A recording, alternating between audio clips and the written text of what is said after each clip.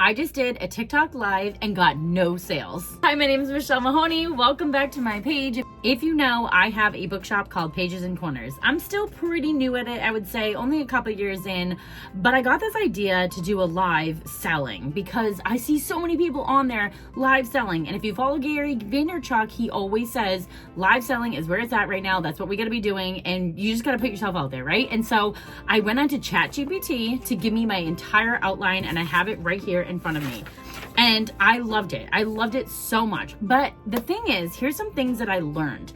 I don't go live very often on TikTok. So for me to get in there and go on, I think at one point I had about like 3 or 4 people on all at the same time. And I'm like, wow, that is awesome. Because think about it this way. That is 3 or 4 people. Imagine if those people were in this office space with me right now. That's a lot of people, really, when you think about it. You have to think about your numbers in a way as if they were really with you in person, okay? 3 people at least sat there on their devices and watched me.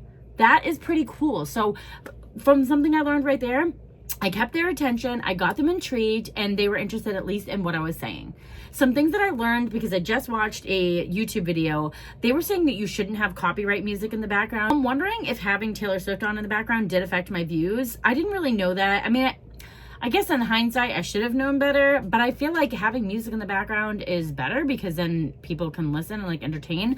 But I guess next time I'm just gonna make sure it's just me talking and I'm not gonna have any of that in the background, because if that did affect me, then that affected my sales. So no copyrighted music in the background, just have yourself.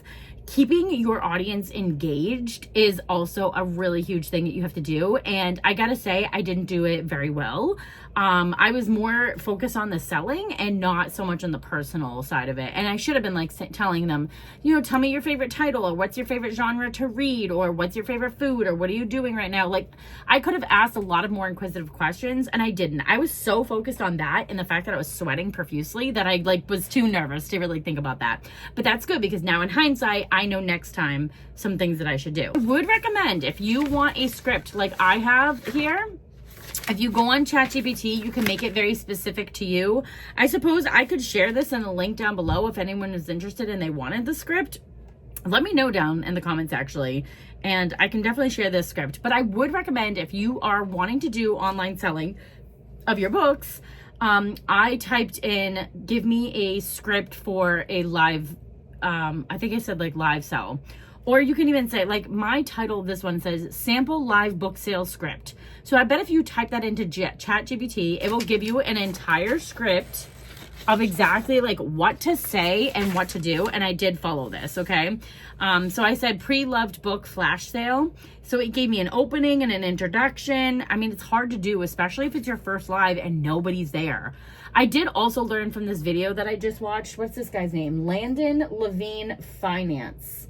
It's the kid I just watched. I don't even, wow. He was like maybe 16 in that video, I feel like. But regardless, he has like 40,000 subscribers on YouTube. And I just typed in, you know, what could I do on a live stream better next time? And he popped up. Okay, so I was focused on like showing the books, which I have my stack of books here. I decided to make, let's try that again. Here's my stack of books. Most of them are Frida. I just have one Geneva Rose down below. I did make it so all of the books were $7, but then I was trying to be careful of like saying dollars and money and sale, because I know TikTok can be weird about prices and stuff. So I definitely was like trying to be cautious of that, finding a way around that without saying, so like I was holding up my fingers or saying like, hey, if you want word D, comment number 1 down below, because I was, this recommended saying like, say claim number 3 or sold word D in the comments down below so that they could know. But to avoid using money, I was saying all of the books are $7, and I just didn't say dollars. You know what I mean? So you have to kind of work around that, because I don't know if TikTok is still weird about it or not, but I did want to be careful with that. So I was just trying to have them claim the book number or the title and go like that. But again, I got no sales.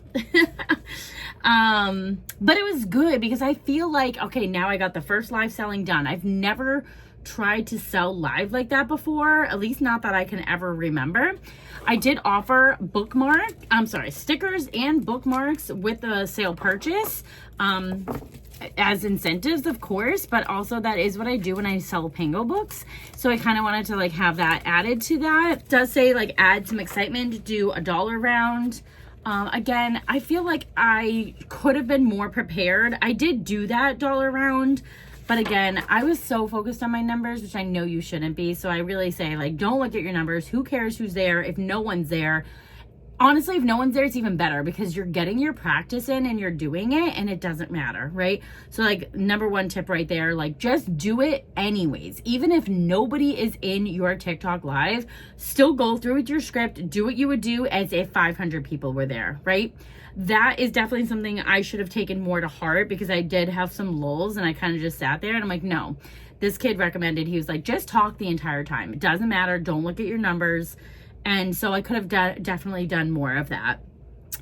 There is a whole closing part here. I didn't really follow this because I got no sales, and it wraps up like how you can contact me to follow up with your payment and things like that. But I'm like, there was no payment. So I went over the books all again one more time, mainly for the practice. I thanked everyone for being there. Again, I don't think anyone was there at the end listening to me, but I did say thank you so much for joining. I'm so excited that you were here. I appreciate all the likes. I did almost get 400 likes. Someone did share the live. I did get 2 new followers. So like, there is some great things that happened here, right? So like you need to think about all the positives that happened and don't let yourself get so down.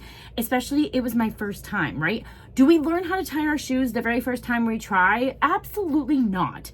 So you give yourself some grace. This is like my pep talk, but also for you, like you're not going to do it all right on the first time. And if you do get things right on the first time, like that's awesome. Be excited for that, but just don't expect it because we're learning and we're practicing and we're building. So those are definitely some of my takeaways today. I hope that it's helping somebody else, that if you plan to do a TikTok live or even a Facebook live, that you have some ideas now of ways that you could go about it and maybe get some better results. And if you do one, please comment down below. I would love to hear how yours goes. And if you have any tips or tricks, I am a learner forever. So I would love to hear your different advice and things that you have got going on. But I have to say, I am pretty excited that I did it. I feel good about it. And I'm going to practice going live more often. So really, there's great benefits all around.